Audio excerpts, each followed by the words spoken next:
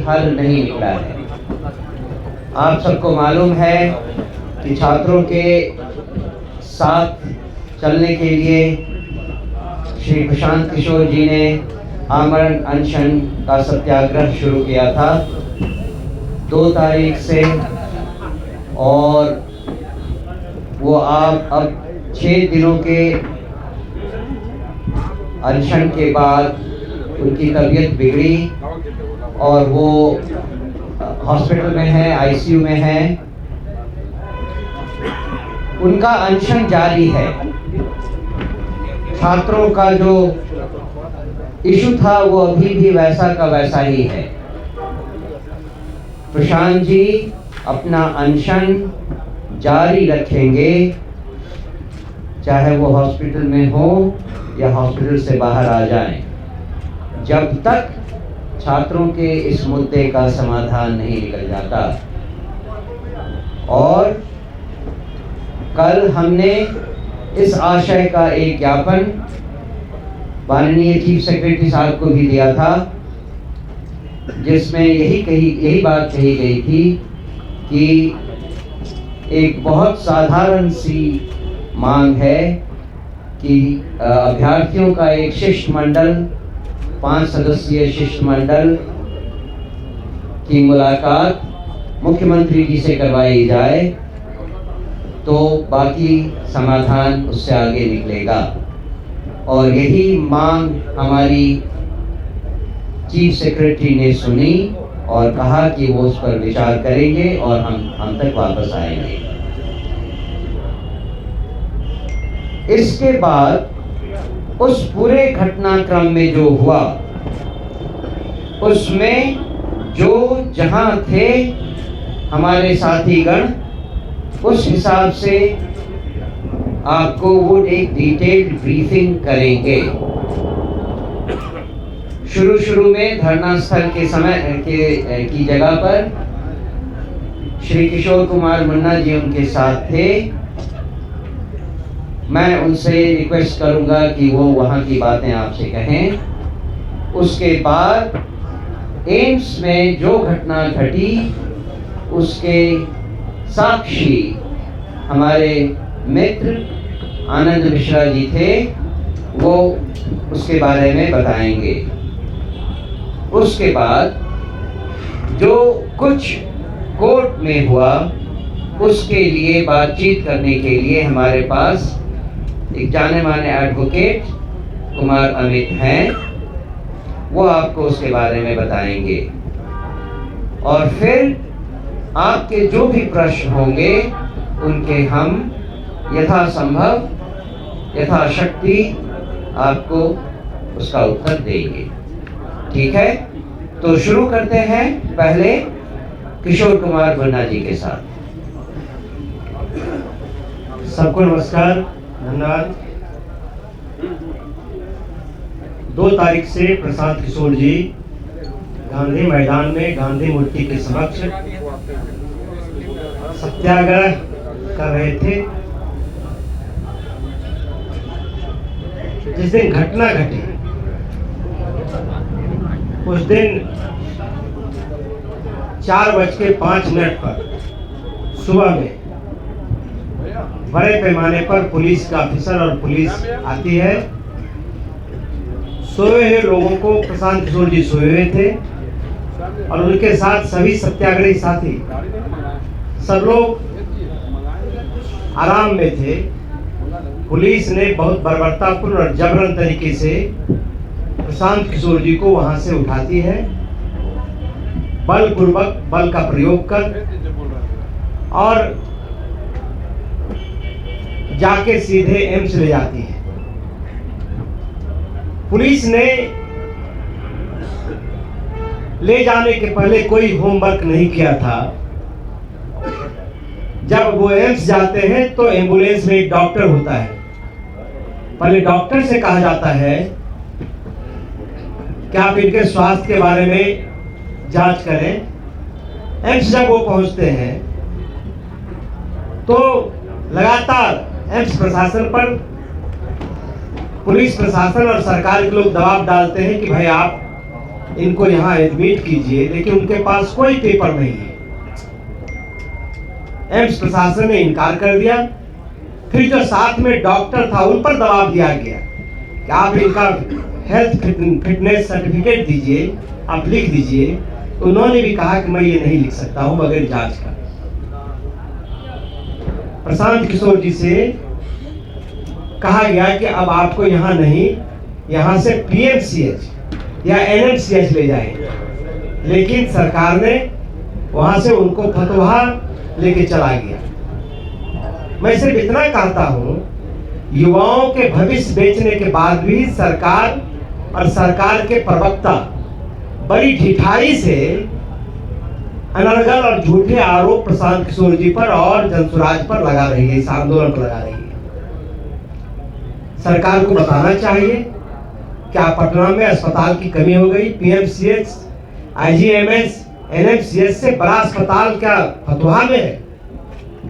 तो इस तरह से झूठ के बुनियाद पर किसी के चरित्र को और आंदोलन को बदनाम करना, ये ढिठाई से भी ज्यादा है, और इसकी जितना निंदा की जाए ये कम होगा।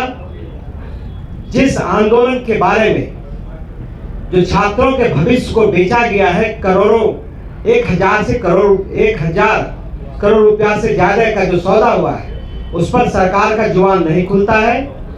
सरकार की जुबान सिर्फ व्यक्तिगत आरोपों में खुलती है। कभी भी नीरज कुमार जी हो या सरकार प्रवक्ता हो, एक बार भी छात्र हित में ये नहीं कहती है। सिर्फ बरगलाने के लिए, आंदोलन को कमजोर करने के लिए, और प्रशांत किशोर जी से जो पूरे बिहार के लोग इस आंदोलन के माध्यम से जुड़े हैं, उसको खत्म करने के लिए एक साजिश रची गई। इससे पहले कि मैं माइक आनंद मिश्रा जी को दूं, बस एक चीज कहना है कि उस दिन जो पुलिस ने गांधी मूर्ति के जगह पे रेड किया था, कहना तो यही होगा, उसमें जो सीजर लिस्ट होना चाहिए, जो पुलिस को इशू करना चाहिए इमीडिएटली, वहाँ क्या था? कुछ गद्दे थे, कुछ कंबल थे, जो भी था, साउंड सिस्टम था, उन सब की लिस्ट पुलिस को इमीडिएटली बनाकर देना चाहिए था। आज 7 दिन हो गए, हमारे बार बार कहने के बावजूद वो सीजर लिस्ट पुलिस ने और प्रशासन ने अभी तक नहीं दिया है।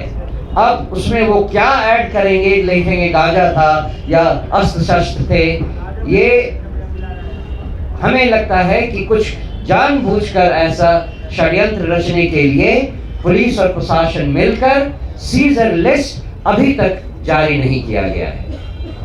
आनंद Mishra ji. Thank you sir, सबको नमस्कार। ये उस दिन जब घटना हुई वहाँ पे गांधी मैदान से लेके जाया गया है, तो मैं वहाँ पे स्थल पे नहीं था। मुझे पता चला तो मैंने तब ये भी नहीं पता चल रहा था कि लेके कहाँ जा रहे थे।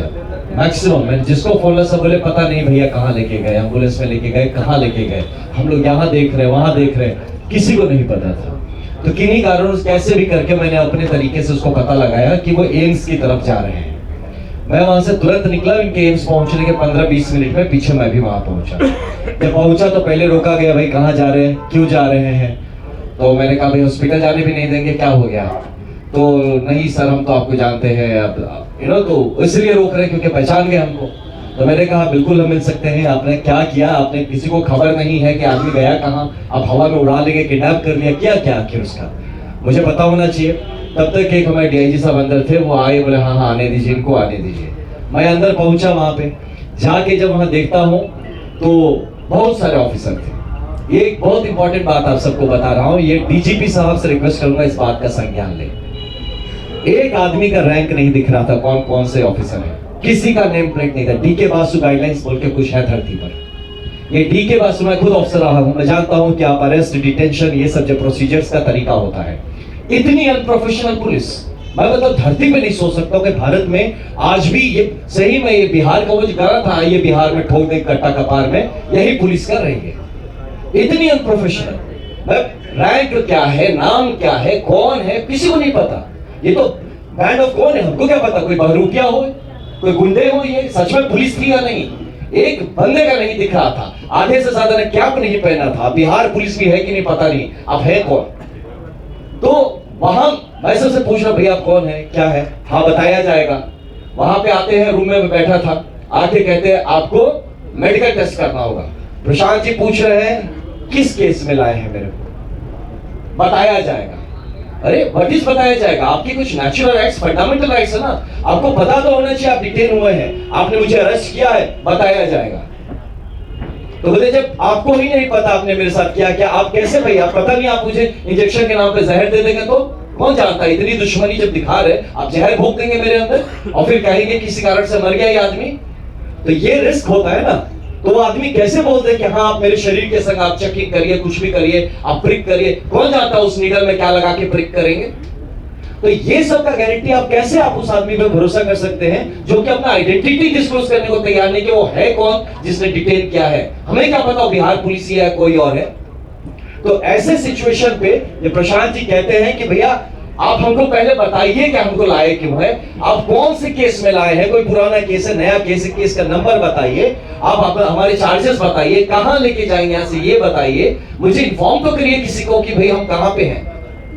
हमको फोन नहीं करने दिया जब भैया फोन मत करिए सर, फोन ऑफ रखिए।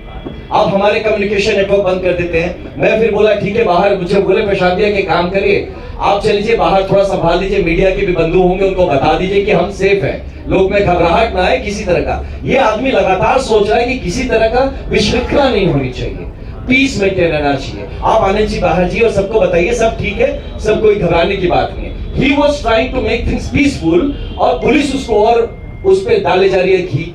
हम निकल रहे, सर थोड़ा बैठ जाइए सर, हम क्यों डिटेन कर रहे हो? नहीं सर आप थोड़ा रुक जाइए, कोई सीनियर अधिकारी आ रहा है। मुझे पता है पुलिस का तरीका है रोकने का, मैं अब उसको धकेल के तो जा नहीं सकता। मैं उससे पूछ रहा हूँ अच्छा आप कौन है? सर बता देंगे सर, आप थोड़ा सा बैठ जाइए। ये सोचिए, ऐसे डीजीपी सर से मैं रिक्वेस्ट करता हूँ, है ना, आपका एक जूनियर हूं मैं, आपसे रिक्वेस्ट करता हूं कम से कम बेसिक गाइडलाइंस सिखाइए। ये बड़े बड़े गया मैं पुलिस अकेडमी बनाने से नहीं होता जहां पीके बासु गाइडलाइंस नहीं फॉलो करते हैं, और इतने बड़े हाई प्रोफाइल चीज में जहां प्रशांत किशोर जैसे व्यक्तित्व को आप डिटेन कर रहे हैं, अरेस्ट कर रहे हैं, साथ में खुल के बड़े बड़े ऑफिसर आके बड़े बड़े होके चौड़े होके रहे, 44 आदमी को डिटेन किया। पहले इसमें देखिए किसने डिटेन किया, जरा आप निकालिए। तो ऐसी परिस्थिति बन गई थी एम्स में, जहां पे ये जो एम्स से निकलने के बाद आपने देखा होगा काफी लोगों ने रोकने की कोशिश की, खोज रहे, गाड़ी में आके ठोक रहे, किस गाड़ी में भैया, कहां है कहां है? अरे यार आप लोग, ये कैसा पुलिसिंग है जहां आपके पास मुंह है, जबान है, आप बोल सकते हैं ना, आप बता देंगे छुपा के क्या प्लानिंग करते हैं, काउंटर करेंगे? पूछे थे वहां पे, मतलब प्रशांत जी ने पूछा था ये बात कि आप लोग प्लान क्या करें, मेरा इनकाउंटर करने का सोच रहे हैं क्या, कि इतना छुपा के रखा है, बता ही नहीं रहे कहां पे क्या होगा। मैं कैसे आपको बोलते आपका आधार कार्ड दीजिए, मैं गजब आदमी हूं, देश का कौन आदमी जो पॉकेट में आधार कार्ड लेके घूमता है? आप मेरे को चप्पल नहीं पहनने दिए, वहां से जब गया प्रशांत जी ने चप्पल नहीं पहना, किशोर जी ने अपना चप्पल उनको दिया, वहां पे वो चप्पल तक उनको पहनने नहीं दिया, बोलते आप आधार कार्ड दीजिए। मैं कहां से दे, जब आप फोन से, मतलब फोन भी तो मेरा पता नहीं कहां है, आपने फोन भी कहां लेने दिया मुझे? तो ये किस तरह का अरेस्ट प्रोसीजर से, किस तरह का डिटेंशन? सर ने कहा रेड, ये तो हमने, मैं तो मिलिटेंट्स की कैंप अटैक्स करता था, है ना, प्रॉपर कैंप अटैक होता था जब फायरिंग और रॉकेट लॉन्चर चलते थे, वो भी ऐसे नहीं करता था भाई। वहां भी पकड़ लिया तो उसको जूते पहनने देता था, बोलते कागज वागज कहां है, मेरे पेपर्स कहां है? और यहाँ पे इस धड़ल्ले से किस बिहार में रह रहे हैं? और उसके बाद जब हम लोग निकलने का हुए तो यही था, प्रशांत ने मुझे लगातार बोले थे कि आनंद आप इनको शांत रखिएगा, मैं उधर जाता हूं, आप बोलेंगे मानेंगे लड़के, आप बताइएगा, किसी तरह का कोई अशांति ना करे, हम लोग कोऑपरेट करते हैं, ये जो जाना चाहते हैं जहां ले जाना चाहेंगे जाए। कहा उनको उधर चढ़ा दिया, हमको अलग कर दिया, हमको भी एक स्कॉर्पियो में घुसा दिया कि चलो आप भी अंदर चलो, मुन्ना जी को साथ में घुसा दिया, एक डीआईजी थे उनको भी साथ में डाल दिया। हमने बोला भैया हम मदद करेंगे आपकी, हम नीचे रहेंगे तो मदद करेंगे, हम इस क्राउड को संभालेंगे। नहीं नहीं सर आप प्लीज यहीं रहिए, यहीं बैठिए।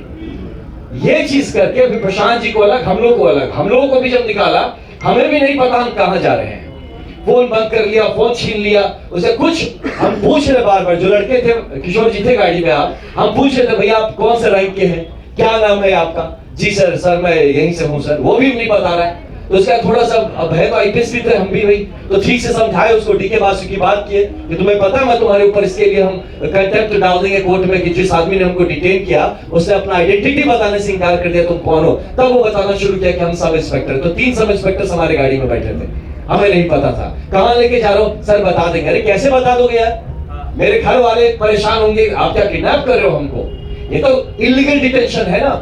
इस चीजों पे बात होनी चाहिए, ट्रेनिंग होनी चाहिए। This is a pure illegal detention, जहां आप अपने जिसको अक्यूज को बताते नहीं है किस केस में लाते हैं, ये बताते नहीं है कहां लेके जाते हैं, आप उसके घर वालों को नहीं इन्फॉर्म करते हैं कि वो कहां, उसके बाद आप पूरा तांडव मचा के यहाँ पे रखे हो और कहते हैं कि हम लोगों ने लॉ एंड ऑर्डर क्रिएट किया। लॉ एंड ऑर्डर तो पुलिस क्रिएट कर रही है by creating so much suspense around the whole incident. तो ऐसे एक सिचुएशन में एम्स का पूरा वो जो माजरा था इतने गंदे और गलत तरीके से हैंडल किया गया। वहां पे आप कह रहे हैं आधार कार्ड दीजिए, अब उनके पास आधार कार्ड नहीं तो एम्स के बंदे बोल रहे हैं सर आधार कार्ड नहीं है तो हम आपको कैसे करें, हमें तो रजिस्टर करना पड़े। बोले हम तुमको कहां से आधार कार्ड, मोबाइल फोन मेरा पता नहीं, मेरा मोबाइल फोन किसके पास है, कहां पे। आप लोग जिस तरह से मुझे ये ऐसा रगड़ के ले आए हैं, पूरी तरह से घसीट के, चप्पल तक नहीं आपने पहना दिया और आप हमसे कह रहे हैं हम आपको कोऑपरेट नहीं कर रहे हैं, और कितना हम कोऑपरेशन कर रहे हैं। तो ये रही मोटा मोटी ये जो बातें रही, this has been the approach of police. ये चीज को प्लीज हाईलाइट करिए, Bihar police has failed in observing the D.K. Basu guidelines by the pronounced by the Supreme Court of India, और इस पे इनको जवाब देना पड़ेगा। Thank you. तो जैसा कि आप सब जानते हैं कि लगभग 4 बजे के बाद 11 बजे तक लगभग 7 घंटे इस तरफ उस तरफ यहाँ वहाँ घुमाने के बाद उनको डायरेक्टली सिविल कोर्ट में लाया गया, जो कि अपने आप ही कानून के खिलाफ था। पहले उन्हें जो ऑफेंस, जिस भी ऑफेंस में उनको ये लोग बुक करना चाहते थे, वो सब अवेलेबल था जो थाने से हो सकता था। और इसके बारे में बाद में कोर्ट में जो जज थी उन्होंने भी तीखा प्रहार करते हुए प्रशासन को भला बुरा कहा था। एनीहाउ, उसके बाद जो कुछ हुआ उसको बताने के लिए मैं एडवोकेट कुमार अमित को रिक्वेस्ट करता हूं। Thank you sir. आप सभी लोगों को नमस्कार। कल एक मीडिया हाउसेस का कुछ एक इंटरव्यू पॉलिटिकल पार्टी के प्रवक्ता के द्वारा जो किया गया उसको मैंने देखा और उसमें कुछ बातें कही गई है। उसमें पहला आरोप जो लगाया गया है प्रशांत किशोर जी पे वो ये है कि वो झूठ बोल रहे हैं कि उन्हें सशर्त बेल देने की बात कही गई, उन्हें उसे मानने से इनकार किया और तत्पश्चात जो है उनको बेल मिला बिना शर्त का। तो कल कुछ सवाल किए गए थे, तो इस पे जो है मैंने एक ऑनरेबल कोर्ट से ये आपके सामने मैं आपको दिखाना चाहता हूँ। सर्टिफाइड ऑर्डर है कोर्ट का, जो है ये सर्टिफाइड ऑर्डर है, ये देखिए मोहर वगैरह लगा हुआ है। तो कल जो स्टेटमेंट दिया गया प्रवक्ता महोदय की तरफ से, वो कुछ कागज घुमा रहे थे ऐसे कि ये ऑर्डर है और उसमें से पढ़ रहे थे। तो पता नहीं आप लोगों को, मुझे तो नहीं दिखा वो ऑर्डर, आप लोगों को दिखाया गया या नहीं दिखाया गया। मैं आपके सामने मैं चाहूँगा कि आप लोग इस पे फोकस करें और देख लें। ये सर्टिफाइड कॉपी है, ऑनरेबल कोर्ट का साइड कॉपी कल सामने मेरे पास उपलब्ध हो पाया है। इसमें मैं एक बात कहना चाहूँगा कि फर्स्ट हाफ में जब प्रशांत जी को वहाँ ले के जाया गया तो ऑनरेबल जो हमारे लर्नेड सीनियर हैं वाईवी गिरी जी और उनके जूनियर्स वहाँ पे कोर्ट रूम में थे अवेलेबल, और उस समय चूंकि बहुत हल्ला हंगामा भी हो रहा था, बहुत ही माहौल वहाँ का अजीबोगरीब था। लेकिन क्या आप लोग इस बात से इनकार करते हैं कि मीडिया हाउसेज भी इस बात को चलाए हैं कि सशर्त बेल देने की बात कही गई, जिस सशर्त बेल को वो शर्त को मानने से इनकार किए इसलिए उन्हें जेल जाना पड़ेगा। ये बात निकल के मेरे संज्ञान में भी मीडिया हाउसेज के द्वारा यूट्यूब एंड डिफरेंट चैनल्स पे ये चीज आ रही थी कि प्रशांत किशोर ने सशर्त बेल लेने से किया इनकार, अब वो जाएंगे जेल। ठीक है, यहाँ तक आप सब लोग समझ रहे हैं। इसके बाद इवेंट टर्न अप होता है। जब ये बात हो गई तो उस समय तक एक चीज मैं उस पर बहुत ही जोर देना चाहूँगा कि कहीं भी हम लोगों ने ये नहीं कहा है कि वो एक ऑर्डर इशू हो चुका था कोर्ट के द्वारा एक साइड ऑर्डर इशू हो चुका था जिसमें उन्हें सशर्त बेल देने की बात कही गई, उन्होंने इनकार किया, इसलिए वो अब जेल जा रहे हैं। कोर्ट हियरिंग प्रोसेस में ही चल रहा था। सेकेंड हाफ में तकरीबन 2:30 बजे के आसपास, 3 बजे के आसपास जब मैं सिविल कोर्ट पहुंचा, इस जानकारी के बाद प्रशांत जी से मेरी कुछ बात हुई और मैं अंदर कोर्ट के अंदर गया और मेंशन किया कि क्या मैडम आपने ऑर्डर पारित कर दिया, ऑर्डर साइन हो गया है तो कॉपी दीजिए। और अगर ऑर्डर हो गया था, हो जाता उस समय तक, तो वो बेल के अंदर रहते उसी समय 2 बजे तक। ये बहुत कॉमन सेंस की बात है, नॉर्मल बात है, इसको समझने की जरूरत है। कोर्ट हियरिंग प्रोसेस में था, उन्होंने अलाउ किया, ऑनरेबल कोर्ट ने मुझे अलाउ किया कि हाँ आप अपनी बात रखिए, आपको क्या रखना है। तब मैंने उन्हें बताया कि जैसा कि आप देख रहे हैं कि इसमें जो भी चार्जेस लगे हुए हैं, सेक्शन 190, 191 क्लॉज 2, 191 क्लॉज 3 एंड 223, ये सब के सब अवेलेबल है। मैक्सिमम जो प्रोविजन है इसका पनिशमेंट का, वो 191(3) में है। और सुन के आप लोगों को बड़ी हंसी आएगी, ये कहता है राइटिंग विद डेडली वेपन्स। तो आप सभी लोग कवर कर रहे हैं पिछले 6-7 दिन से गांधी त्रिमूर्ति के नीचे प्रशांत किशोर जी और बाकी जो भी स्टूडेंट्स या उनके जो भी सपोर्टर्स जनसुराजी लोग वहाँ बैठे हुए हैं, उनमें से किसी के हाथ में आपने एक छोटा डंडा भी देखा है क्या, एक छड़ी भी देखी है क्या?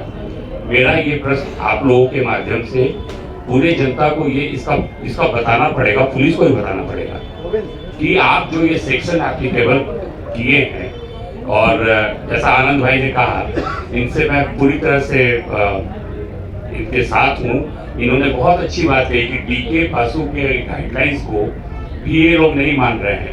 तो अब कैसी पढ़ाई हो रही है, कैसी ट्रेनिंग चल रही है इनकी कि कौन सा सेक्शन लगाना है, कौन सा नहीं लगाना है। राइटिंग विद डेडली वेपन्स, क्या किसी भी स्टूडेंट के हाथ में एक छड़ी तक नजर आई है किसी को? बेचारे बच्चे सुबह 4 बजे कंबल ओढ़े कड़ाके की ठंड में खुले आसमान के नीचे पड़े हुए हैं। अगर कंबल और मफलर वेपन है तो कमाल है भैया। बिहार पुलिस की नज़र में अगर आप कंबल ओढ़ते हैं और मफलर पहनते हैं तो ये डेडली वेपन्स है। और राइटिंग कहाँ पे दिखा आपको? आराम से सुबह 4 बजे का एवरी डे। पिछले 2 दिन से 2 रात तो मैं खुद था जिस दिन उनको गिरफ्तार किया गया। अनफॉर्चुनेटली 3 बजे मैं वहां से निकला हूँ। तो सब शांतिपूर्वक ढंग से बैठे हुए सत्याग्रह कर रहे हैं। और मैं इन तमाम राजनेताओं से आग्रह करता हूँ कि कृपया सत्याग्रह मूवमेंट के बारे में एक बार पढ़ लें। गांधी जी की दुहाई बार बार आप लोग देते हैं। सत्याग्रह किस तरीके से होता है और प्रशांत जी का जो आमरण अनशन है वो कैसे उपद्रवित तरीके का था, ये आप बता दीजिए हमको। पहले तो निहत्थे बच्चों पे आप लाठी चलाइए, बेचारे री एग्जामिनेशन की मांग कर रहे हैं। गलती तो आप किए हैं, आपने एडमिट किया है आयोग ने इस तरीके से। The moment you cancel the examination of बापू परीक्षा के of 12,000 or perhaps 18,000 students, meaning thereby you admitted your fault कि आप गलती किए हैं। ऐसे कर दिएगा 18,000 स्टूडेंट का आपने एग्जामिनेशन कैंसिल। अब आते हैं कोर्ट में, फिर वही प्रोसेस हियरिंग की चल रही थी। ऑनरेबल ने सुना मुझे शांतिपूर्वक ढंग से। मैंने उसे रिक्वेस्ट किया कि देखिए ये सारे के सारे सेक्शंस अवेलेबल सेक्शंस हैं और इस शख्स को कोर्ट पुलिस थाने में कायदे से बेल मिलनी चाहिए, कॉन्स्टिट्यूशनल राइट है। तो वहां बेल नहीं मिला, तो जब इनका राइट का वायलेशन हुआ है तो मैडम आप सशर्त बेल क्यों दे रही हैं? जो पुलिस ने नहीं किया वो काम आप कर दीजिए, मेरी रिक्वेस्ट है। इसको उन्होंने सुना, काफी टाइम लिया। तत्पश्चात उनको जो है PR बॉन्ड पे ही सिंपली उनको मुक्त किया गया है।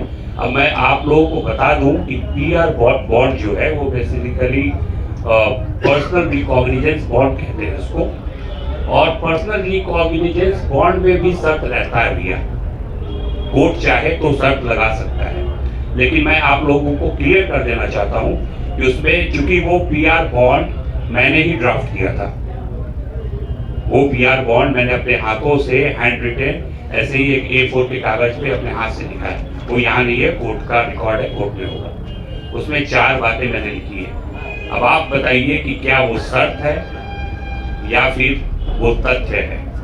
पहली बात उसमें जो लिखी गई कि I M accused in this case, मैं इस केस में अभियुक्त हूँ, मतलब 5/2025 गांधी मैदान केस केस। तो क्या ये बात शर्त है कि तथ्य है कि मैं इस केस में अभियुक्त हूँ? वो अभियुक्त थे, लिखा उन्होंने। दूसरी बात जो लिखी गई उसमें ये लिखी गई कि I am being enlarged on bail by this honourable court, इस कोर्ट के द्वारा मुझे जमानत पर मुक्त किया जा रहा है। ये शर्त है या तथ्य है, आप डिसाइड कीजिए। ठीक है। तीसरी बात जो लिखी गई वो ये लिखी गई, I will cooperate the police in investigation and face the trial. मतलब मैं बिहार पुलिस को अगर वो इन्वेस्टिगेट करते इस मैटर को तो उसमें सहयोग करूंगा, और अगर ट्रायल चलता है, विचारण चलता है, तो मैं कोर्ट में अपीयर होऊंगा। तो ये भी क्या शर्त है क्या? कोई भी भारत का नागरिक या भारत के संविधान को मानने से जो इनकार करेगा वही बोलेगा कि हम पुलिस को इन्वेस्टिगेशन में मदद नहीं करेंगे, और अगर मेरे अगेंस्ट ट्रायल चलेगा तो मैं इसको फेस नहीं करूंगा। ये कोई हार्ड एंड क्रिमिनल इस तरह का बात कर सकता है, एक टेररिस्ट इस तरह का बात कर सकता है। चौथा बात मैंने लिखा, अगर मैं ट्रायल नहीं फेस करूंगा और मैं पुलिस को कोऑपरेट नहीं करूंगा तो मैं 25,000 रुपया सरकार को दूंगा। तो आप लोग खुद ही डिसाइड कीजिए कि इसमें से कौन आपको शर्त लगता है। उनको ट्रायल तो फेस करना पड़ेगा, प्रशांत किशोर हो चाहे कोई भी हो। अगर आपके विरुद्ध FIR लॉन्च हुआ है, गलत या सही माननीय न्यायालय डिसाइड करेगा, ट्रायल चलेगा, जजमेंट होगा, नहीं संतुष्ट होंगे, अपील में जाएंगे, higher forums are there, high court are there, Supreme Court is there, तो वो तो न्यायालय ही डिसाइड करेगा। तो इस PR बॉन्ड पे, और अच्छा दूसरी बात एक जो निकल के आ रही है वो कल उसी जो प्रवक्ता महोदय ने कहा, उसमें उन्होंने कहा कि उनको थाने से बेल दिया जा रहा था, उन्होंने लेने से इनकार किया। आप सभी को पता है कि उनके विरुद्ध जो है केस इंस्टीट्यूट हुआ है वो गांधी मैदान थाने में हुआ है। आप लोग उनके गाड़ी के पीछे पीछे थे, वहीं से हम लोग को भी पता चला है बैठे बैठे अपने कार्यालय में। तो आप हमको ये बताइए कि गांधी मैदान त्रिमूर्ति से उठाने के बाद उनको गांधी मैदान थाने कब ले जाया गया? This is the question of jurisdiction. Gandhi मैदान थाना अगर उठाएगा तो गांधी मैदान थाने में ही बेल मिलेगा उनको, PR बॉन्ड पे ही सही, गांधी मैदान थाने। मेरे हिसाब से उनको गांधी मैदान थाने नहीं ले जाया गया, एम्स ले जाया गया, फतुहा ले गए भैया। मतलब जैसा मुन्ना जी बोल रहे थे, ये बड़ा हास्यास्पद है। PFCH यहाँ है, उसको दे आर क्लेमिंग कि इंडिया का सबसे बड़ा हॉस्पिटल बना रहे, वहां नहीं ले गए। आप ले जाते हैं उनको कहाँ? फतुहा। और क्या इश्यूज थे मेडिकल से पर्टेनिंग, आनंद भाई ने बहुत अच्छे से बता दिया। डर तो रहेगा ही ना, पता नहीं कौन सा निडर घुसा दोगे, क्या कर दोगे, तुम्हारा कोई ठीक नहीं है। तो वो एक बात है कि आप जो है क्या गांधी मैदान थाना ले गए, पहली बात। दूसरी बात, बेऊर जेल में जाते हुए वीडियो है, हमारे पास है वीडियो वहां का, वो आपको हम दिखा देंगे। जो DSP साहब का स्कॉर्पियो है, थाने की गाड़ियां हैं, जेल के अंदर ले गए ये लोग। यहाँ भी जब ये क्लियर हो गया, क्योंकि Prashant ji was not sure, बाहर पुलिस जब उनको ले गई, उनके हाथ में माइक थमा दी कि ये भीड़ हमसे कंट्रोल नहीं होगा, या तो ये उग्र बच्चे कुछ कर डालेंगे और फिर बदले की मतलब कार्रवाई में हमें गोली चलाना पड़ेगा। तो वो अपना जो है माइक उनको थमा दिया कि आप इनको कंट्रोल कीजिए। अब आप समझिए इस बात को। पहले आनंद जी को बोला गया एम्स में, तो इनको भी बिठा दिया गया अलग गाड़ी में, नहीं आप भी अंडर अरेस्ट है। तो वहां पे वो बजाते बच्चों को शांत किया है, ये सब चीज देखने की है। उसके लिए आपने FIR कर दिया कि वहां पे वो उपद्रव मचा रहे थे। आप लोगों ने देखा है वहां पे कौन क्या उपद्रव मचा रहा है। आप कहाँ लेके गए वहां से उनको, और किस ऑथोरिटी से, without getting the remand order, आप किस ऑथोरिटी से उनको जेल लेके गए? जब आप कोर्ट में ले आए थे, अगर मान लीजिए उनको बेल ग्रांट हुआ था, हम उन्हीं की बात करते हैं, तो फिर आप वहां से कहाँ लेके गए, क्यों लेके गए? उनको तो वहां से फ्री हो जाना चाहिए था। हम लोग माला वाला पहना के ले आते उनको, कहाँ लेके गए, ये प्रश्न है। ये क्लियर है, वीडियो भी है, आप बोलेंगे तो हम दिखा देंगे वहाँ का कि बेऊर जेल के अंदर ले जाया गया। और आप लोग के माध्यम से मैं कहना चाहूँगा कि वो तमाम ऑफिसर्स और जितने भी कर्मी थे पुलिस के जो प्रशांत जी के साथ थे, उनका मोबाइल लोकेशन जो है स्पेसिफिक 4 बजे से 6 बजे तक का पुलिस के पास होगी। पुलिस निकाले इसको और आपके बीच रखे कि वो कहाँ गए थे। बेऊर जेल में गए हैं, बेऊर जेल से निकल के बेऊर थाने के गेट तक आए हैं, जहां मैंने खुद उनको रिसीव किया है और फेसबुक पे मैंने फोटो भी डाला है द मोमेंट। वहां से निकलते हुए कुछ मीडिया के भाई बंधु वहां थे। जब बेऊर से बाहर हम लोग निकल रहे थे इनोवा से, ललन से थे हमारे साथ, तो वो फ्लैश वगैरह कैमरा कहीं ना कहीं है वो, ठीक है। बेऊर थाने के अंदर भी ले जाया नहीं गया। चौथी इंपॉर्टेंट बात, इस ऑर्डर में लिखा हुआ है कि आईओ ने अपने डायरी में लिखा है कि प्रशांत किशोर ने अपना मेडिकल एग्जामिनेशन कराने से इनकार किया, ये बात लिखी हुई है। दूसरी बात ये लिखी हुई है कि अरेस्टिंग मेमो को साइन करने से इनकार किया, लेकिन उनके अधिवक्ता के कहने पे उन्होंने अरेस्टिंग मेमो पे साइन किया। लेकिन जो सबसे इंपॉर्टेंट बात है वो ऑब्जर्वेशन लर्नेड कोर्ट का है और इन वर्बेटिम में पढ़ देना चाहूंगा, सुन लीजिए। This accused has been produced before court from police custody. This matter pertains to section 191(2), 191(3), 190 and 223 of BNS, which are bailable in nature. The next line is very important. It is a matter of great surprise that there is no version of police. ये बहुत आश्चर्य की बात है कि police का कोई version नहीं आया है। What? With regard to the circumstances, उन परिस्थितियों को लेकर, under which, जिसके तहत the accused petitioner मतलब कि Prashant Kishor was not released on bail by the police. इन परिस्थितियों के तहत पुलिस का ऐसा कोई स्टेटमेंट नहीं आया है कि उनको बेल थाने से नहीं दिया गया, जबकि सारे के सारे सेक्शंस अवेलेबल थे। तो किस बेसिस पर प्रवक्ता महोदय कहते हैं कि उन्होंने थाने से बेल लेने से इनकार किया? और इस बात की एंट्री अगर ऐसी बात रही होती तो इस ऑर्डर में रहता। आप लोग चाहें तो ये इसका ये ओरिजिनल का सर्टिफाइड कॉपी है हमारे पास, आप इसको देख सकते हैं, जो डिक्टेटेड करके साइन किया हुआ एसडीजीएम पटना का। ये सोचने वाली बात है कि जब वो कह रही है कि आई एम सरप्राइज्ड, जब बेलेबल सेक्शन है तो पुलिस का ये वर्जन नहीं आ रहा है कि किस परिस्थिति में आप इनको बेल नहीं दिए थाने से। तो ये सारी चीजें हैं आपके सामने हैं, स्पष्ट है। ऑर्डर जब साइन हो गया है उसमें सारी बातें आ गई हैं, ठीक है। उनको जो है बेऊर जेल ले जाया गया, Beur jail without authorise paper ले जाया गया, वहां से थाने लाया गया। डिटेनियों को इतना परेशान, आप तो उसको ऐसे ट्रीट कर रहे थे कि जैसे वो आदमी टेररिस्ट है, पता नहीं क्या। एनआईए का एक्यूज जैसे पकड़ा जाता है ना, प्रशांत जी बढ़िया, ये आनंद जी बढ़िया बताएंगे, उसको इसी तरह से किया जाता है कि कहीं गुप्त लोकेशन पे रखो। नहीं, उसको भी नहीं किया जाता है, गुप्त लोकेशन पे नहीं होता है। नहीं, इस लेवल पे अब मॉडर्न डे पुलिसिंग ऐसे नहीं होता। सुन लिए, आसाम जैसे राज्य में ऐसी पुलिस ऐसे नहीं करती है। वहाँ पे इस कदर, मतलब मैं अटरली सरप्राइज हूँ कि बिहार जैसा राज्य जो इतना पुराना है, इस कदर यहाँ का जो पुलिसिंग व्यवस्था खत्म हो चुकी है। मैं बता रहा हूँ, जो बेसिक एकदम, जब पहला दिन आप जाते हैं ना तब आपको डीके बासु गाइडेंस पढ़ा दिया जाता है कि भैया ये तुम्हारी बेसिक जिम्मेदारी है, इसके ऊपर ही अब कानून पढ़ो। कानून बाद में, पहले ये जानो कैसे खुद को पेश करना है। और याद रखिए कि ये अगर प्रशांत किशोर जी के साथ हो सकता है तो बिहार का कोई बच्चा, कोई महिला, कोई वृद्ध सिक्योर नहीं है। ये पुलिस की दादागिरी है सीधा सीधी, कि अपने आप को ठग के, अरे इतना दम है तो कम से कम नाम तो दिखाओ, हो कौन, रैंक्स तो बताओ आप हो कौन, बता दिया जाएगा। ये इनका वक्तव्य रहता है। This is a pure example of very unprofessional policing.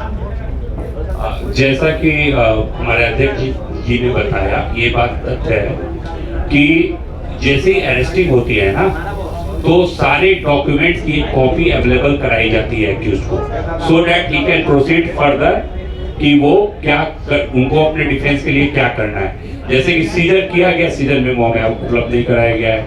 Arresting memo की कॉपी हम कल सर्टिफाइड कॉपी से ही हमको कुछ मिल पाया है, ठीक है।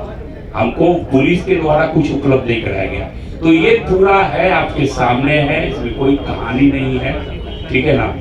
आप ये समझिए कि मतलब केवल झूठ का पुलिंदा फैलाया जा रहा है, आप लोग इसको खुद जज कर सकते हैं। Thank you very much. मैं चाहूँगा कि आप उस झूठ के पुलिंदे को एक बार फिर से खुद ही जज कर लें, देख लें और खुद ही जज कर लें। इससे पहले कि मैं आप सबको अपने डाउट्स क्लियर करने के लिए कुछ प्रश्न पूछने दूं, मैं चाहूँगा कि रामबली जी जो हमारे बहुत सीनियर पॉलिटिशियन हैं, वो आपसे दो शब्द इस पूरे मामले के बारे में कहें। नमस्ते। सारी बातें स्पष्ट हो गई, लेकिन मुख्य मुद्दा जो था वो था युवाओं को, छात्रों को, बीपीएससी के अभ्यर्थियों का री एग्जामिनेशन का। तो उस मामले पर सरकार बिल्कुल गौन है, और सरकार अगर गौन है तो समझ में बात आती है। तो जो विपक्ष के नेता की भूमिका होनी चाहिए थी मिस्टर तेजस्वी यादव जी को, तो तेजस्वी यादव जी भी आज हमारे इस मुहिम के खिलाफ हैं। यानी लगता है कि सत्ता और विपक्ष दोनों को युवाओं की चिंता नहीं है। तो मेन जो थीम है उससे डाइवर्ट करने के लिए कभी वैनिटी वैन की बात हो रही है, कभी प्रोसेस की बात हो रही है, कभी पुलिस की और कोर्ट की बात हो रही है। तब पुलिस, कोर्ट, वैनिटी वैन या सत्याग्रह, वो सब किसके लिए था? वो सब था कि बीपीएससी अभ्यर्थी के री एग्जामिनेशन के लिए। उसके लिए प्रशांत जी आज भी अनशन पर बैठे हुए हैं। ठीक है, अपना इलाज करा रहे हैं, आईसीयू में हैं। इलाज से जब मुक्त हो जाएंगे तो फिर कोई सार्वजनिक जगह पर अनशन स्टार्ट करेंगे, फिर सब आप लोगों को बता दिया जाएगा। लेकिन मुख्य जो मुद्दा था वह मुद्दा जहाँ के तहाँ है। इसलिए मेरा कंसर्न और आप तमाम लोगों का कंसर्न होना चाहिए कि जो विद्यार्थियों का भविष्य है, जो अभ्यर्थियों का भविष्य है, वह आज भी अधर में लटका हुआ है। इस पर जल्दी से जल्दी सरकार को और विपक्ष को अपना स्टैंड जो है क्लियर करना चाहिए। बस एक इंफॉर्मेशन और आपको दे दें कि प्रशांत किशोर जी की अभी की तबीयत कैसी है। आज 8वां दिन चल रहा है, 7 दिन पूरा हो गया है, आज 8वां दिन चल रहा है। और उसके बारे में और डॉक्टर्स की राय के बारे में मैं चाहूँगा हमारे साथी ललन जी आपको कुछ बताएं। पार्टी के उपाध्यक्ष ललन जी। नमस्कार साथियों। जब प्रशांत किशोर जी रिहा होके शेखपुरा हाउस लौटे, उस दूसरे सुबह में उन्हें पेट में काफी दर्द हुआ, लेकिन उन्होंने मुझे फोन किया लगभग 8:30 बजे। मैं वहां पहुंचा और मैंने उनसे रिक्वेस्ट किया कि आपकी हालत जो है बिगड़ रही है, आप फास्ट तोड़ दें। उन्होंने कहा कि नहीं, मुझे हॉस्पिटल अब ले चलिए, मैं फास्ट नहीं तोड़ूंगा और मैं हॉस्पिटल में भी फास्ट जारी रखूंगा। तो मैं उन्हें फिर मेदांता में जाके कराया। डॉक्टरों ने उन्हें देखा और उन्हें काफ़ी जो है इन्फेक्शन हो गया है, निमोनिया का अटैक है और उनके किडनी में स्टोन हो गया है। साथ ही साथ जो है उन्हें पेशाब जो है रुक रुक के हो रहा था। काफ़ी कॉम्प्लिकेशंस हैं, चेस्ट में भी जो है उन्हें कंजेशन हो गया था। तो इन सब के लिए ट्रीटमेंट शुरू हुआ और अभी ये ट्रीटमेंट चल ही रहा है। लेकिन उनका कहना है कि वो हर हाल में जो है मांग पूरी होने तक अनशन पर रहेंगे। निश्चित तौर पर उनकी हालत चिंताजनक है। हम लोगों ने डॉक्टरों से पूछा तो वो कह रहे हैं कि ये तैयार नहीं है कोई फूड लेने के लिए, और यदि फूड नहीं लेंगे तो इनका जो है रेसिस्टेंस कैपेसिटी जो है घटता जाएगा और फिर रोग से नहीं लड़ेंगे, अल्टीमेटली ये फेटल हो सकता है। इसके बावजूद जो है हम लोगों ने कल मुख्य सचिव महोदय से ये बात को कहा। प्रशांत किशोर जी जिस मुद्दे को लेकर थे वो कोई बड़ा मुद्दा नहीं था। उन्होंने ये कहा था कि वो एक छात्रों के डेलीगेशन से मिलने, कोई जन स्वराज के डेलीगेशन से मिलने की बात नहीं थी। उनकी बात को सुन लें और सुनने के बाद आपको जो करना है वो कीजिए। और इतनी सी छोटी सी बात नहीं मानी गई और प्रशांत जी का कहना है कि जब तक ये बात नहीं मानी जाएगी वो अनशन पर रहेंगे, वो देखेंगे, वो अपने लाइफ को भी इसमें जो है डेंजर में लगाती हैं। तो मैं आप सबों से ये अपील करता हूँ कि सरकार से ये मांग की जाए कि इस तरह से से जो छोटा सा मुद्दा है उनको मांग लें और जिससे प्रशांत जी जो अनशन तोड़ दें, नहीं तो वो अभी भी जो है अपने हॉस्पिटल में अनशन जारी रखे हुए हैं और ये जारी रहेगा।